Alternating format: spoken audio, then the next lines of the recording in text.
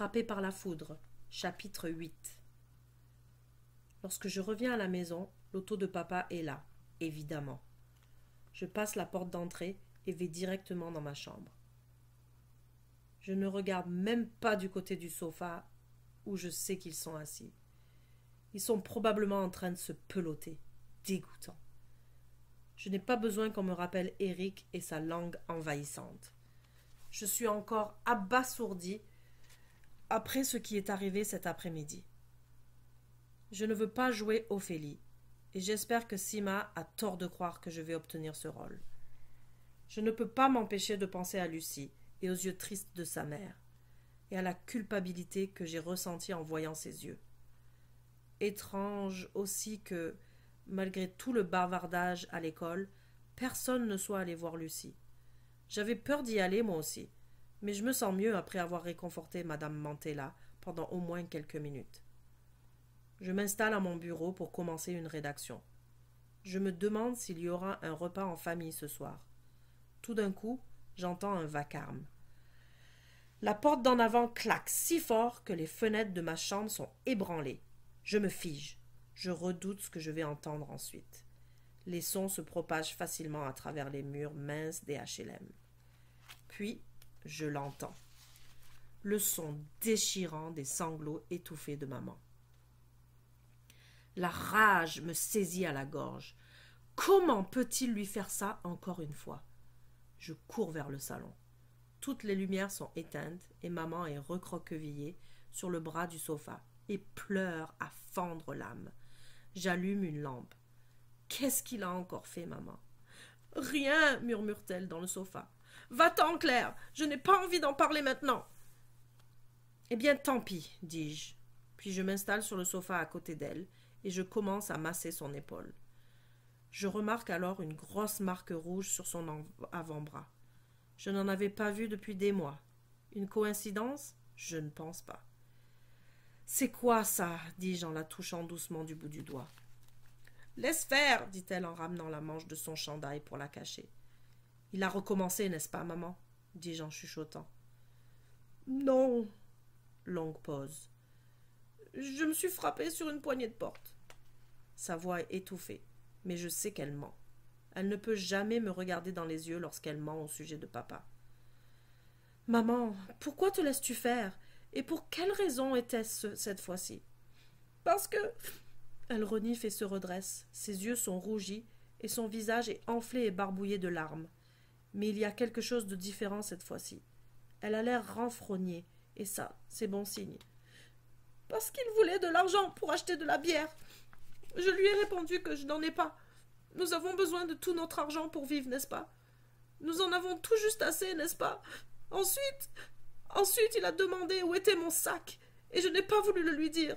Je l'ai caché, Claire. Je l'ai caché pour qu'il ne puisse pas le trouver. Maman, tu es géniale, sans blague. Tu n'as jamais osé faire ça avant. Je la serre fort dans mes bras. Je suis géniale. Elle a l'air surprise. Personne ne m'a jamais dit ça. Pourquoi tu fais ça, maman? Cacher ton sac, je veux dire. Ne pas lui donner l'argent. Comment se fait-il que tu aies trouvé le courage cette fois-ci? Maman soupire. Je lui tends la boîte de papier mouchoir qui se trouve sur la table à café et elle se mouche. Puis, elle essuie son visage sur sa manche. Ses yeux s'arrêtent sur la marque rouge et elle la touche. Parce que je me suis rappelé ton regard l'autre jour, lorsque tu as vu qu'il était ici. Et je me suis rappelé toute la détresse que nous avons vécue. Tu as raison, Claire. Elle pousse un autre soupir. Je me blottis contre elle et appuie ma tête sur son épaule. Maman, il faut que je te le dise. Tu es sensationnelle. Je ne veux pas fonder trop d'espoir sur cette première victoire. Je sais qu'il reviendra. Ce n'est pas la première fois qu'il agit de cette façon et claque la porte dans un accès de rage. Mais il revient toujours, avec des fleurs qu'il a cueillies ou une grosse sucette aux couleurs de l'arc-en-ciel. Quelque chose de gentil et romantique. Il réussit toujours à l'attendrir et à se faire pardonner, et à s'insinuer de nouveau dans notre vie. Et le cycle recommence. Maman et moi mangeons des pâtes pour souper. Puis, J'essaie de me concentrer sur ma rédaction pendant le reste de la soirée. Mais le moindre bruit me fait sursauter. Je n'arrête pas de me lever pour regarder par la fenêtre chaque fois que j'entends fermer une porte d'auto. Ce qui veut dire souvent, parce qu'il y a un fort va-et-vient d'auto dans notre complexe de maisons en rangée. Je m'assure que les portes sont bien verrouillées. Je ne veux pas qu'ils reviennent ce soir, ni aucun autre soir.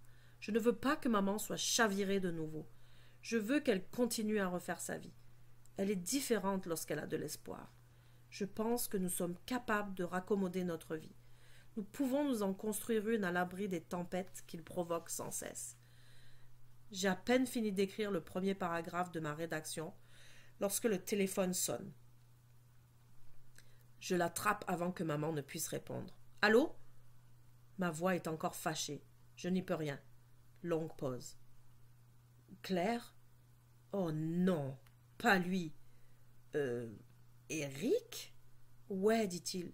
C'est quoi ton problème ? Hein ? Qu'est-ce que tu veux dire ? Ne fais pas semblant. Tu sais ce que je veux dire, Claire. Sa voix est basque, presque menaçante. Tu sais que tu me veux. Où vas-tu chercher ça ? Il commence à me tomber sur les nerfs. Comment peut-il penser que je l'aime ? Pourquoi m'as-tu repoussé aujourd'hui ? Je pensais qu'on avait une bonne relation. Nous n'avons pas de relation du tout, Eric, dis-je en grommelant. Nous avons bavardé l'autre jour, c'est tout. Puis aujourd'hui, tu as essayé de m'étouffer avec ta langue. Et maintenant, pour une raison que j'ignore, tu penses que je te dois quelque chose. Mais tu m'as dragué. J'ai senti tes vibrations. Vraiment ? Ce n'était pas voulu. Ou peut-être que oui. Mais à ce moment-là, je pensais que je l'aimais. Et je ne m'étais pas rendu compte à quel point il est nul. Et qu'il embrasse comme une ventouse. Écoute, Eric, il y a eu malentendu. Et au fait, c'est toi qui as un problème. Ne m'appelle plus jamais ici, d'accord ? Je raccroche et souris. Je commence le deuxième paragraphe de ma rédaction.